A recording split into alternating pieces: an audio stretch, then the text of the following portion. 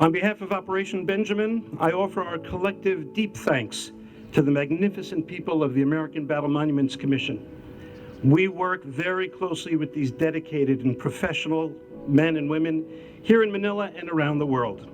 We share a commitment to historical accuracy, and as a result, we have forged a very important partnership.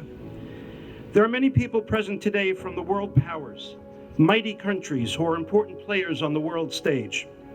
We acknowledge and thank the ambassadors from the United States of America, Israel, and Canada, and the deputy heads of mission of Great Britain and Australia. It's an amazing honor to welcome you here.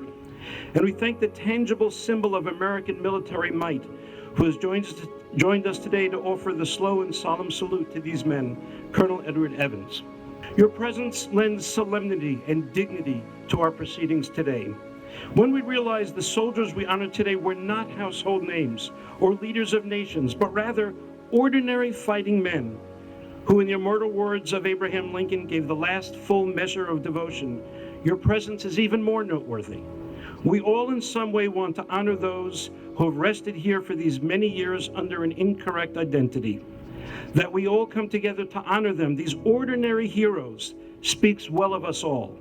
We come to see justice done for eternity, and we find that satisfying. At the risk of highlighting some guests here and by accident excluding others, I feel privileged to acknowledge the presence of Ben and Ricky Avancenia. They are the grandsons of the former president of the Philippines, Manuel Quezon. Many the world over, because of the movie Schindler's List, have heard of Oskar Schindler. At great risk to himself, he saved Jews from the clutches of the Nazi Holocaust. Many have heard of Raoul Wallenberg, the sainted Swedish diplomat who did the same, and after World War II was swallowed up by the Soviet prison system. Fewer have heard of the Japanese diplomat in Lithuania, Ambassador Sugihara, who at great personal risk issued life-saving visas to Jews fleeing just in advance of their destruction. Amongst their ranks of extraordinary men who bucked convention, and with deep and great wellsprings of moral strength, saved ordinary people on the brink of death, was Philippine President Manuel Quezon, who worked with U.S. High Commissioner Paul McNutt, and they hatched a plan to bring 30,000 Jews to the Philippines. Ultimately, the larger plan was foiled, but they still did manage to save 1,300 fleeing Jews. Manuel Quezon is a heroic figure to the Jewish people and a shining light to humanity. As grandsons of that very great man, we welcome you here in joining us to honor these American Jewish soldiers. We sit today under the symbolic protection of the American flag. It flies proudly right behind you over the flagpole gracing this final resting place of so many thousands. But it is no ordinary flag that flies today. Rather, this flag was brought here from the United States for this special occasion. You see, the flag that flies over the cemetery today is the very same flag that draped the remains of Private Henry Machat, one of the soldiers we honor today by replacing his headstone to a Star of David. Today, we are all under the waving 48-star flag of this young man who died of starvation as a Japanese POW. He will forever be 19 years old. We will end our ceremonies today by lowering the Machat flag. Getting here was a long journey, from early hunches to educated guesses to hard research, serious investigations, endless documentation, gaining the trust of the family, making requests, emotional highs and lows, the myriad details in planning this mission, engaging in a multitude of conversations with the ABMC in Washington, D.C. and in Paris, France, and then actually getting here. But we are here. We're so honored to be here. We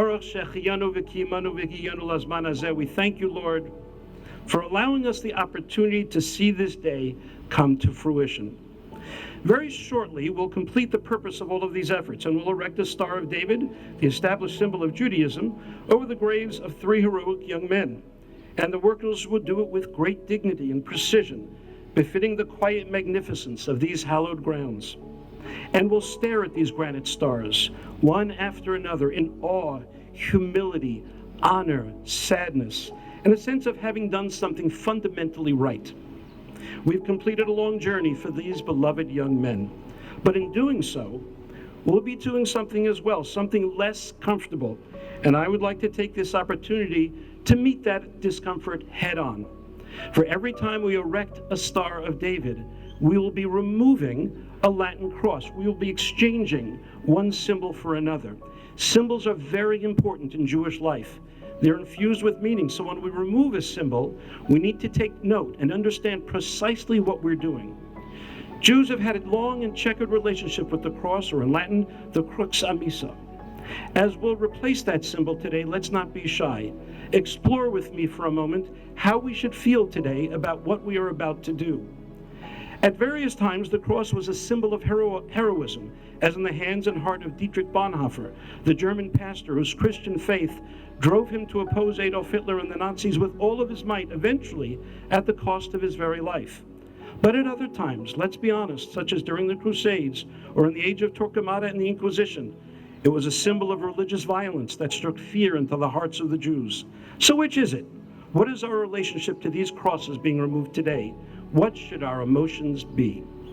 How fortunate we are that we live in a virtuous time in history where Jews and Christians and many others are bound together in so many ways that unite us in numerous humanitarian projects. How magnificent it is that these men here in these grounds were comrades in arms together against a common foe, good on one side and evil on the other. These Latin crosses that will be removed today are not symbols that we say good riddance to. Rather, we bid them a fond farewell.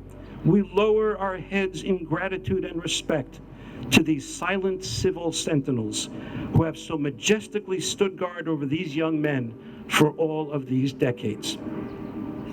Paraphrasing the moving Israeli song commemorating the soldiers who fell liberating Jerusalem and the Western Wall in 1967, Yesh anashim im lev shel even, yesh avanim im lev adam. There are people with hearts of stone, but there are stones with hearts of people. These are marvelous marble symbols that have shown heart, and we respect them affectionately as we bid them adieu. Finally, when we do the actual headstone replacements today, please bear in mind that these are very solemn moments. We will honor this event with silence while the workers do their work with great skill. Jewishly, in the house of a mourner, a guest does not speak first. It's up to the mourner to decide whether or not to speak, and if he does not, then the room sits in uncomfortable silence.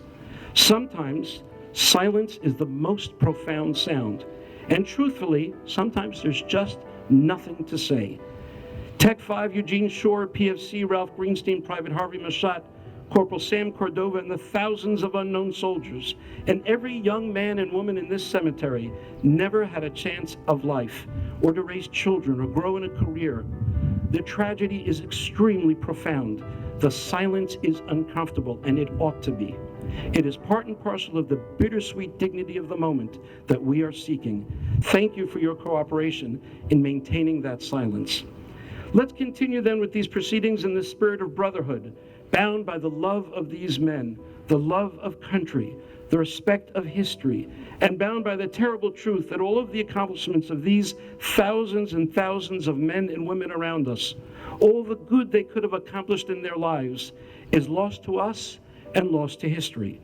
But what they did, saving us all from the grips of tyranny, must never be forgotten. Yehi Zichram Baruch, may their memories be for a blessing. I now invite all of us together to join with Francisco to proceed to the grave of Tech 5 Eugene Shore.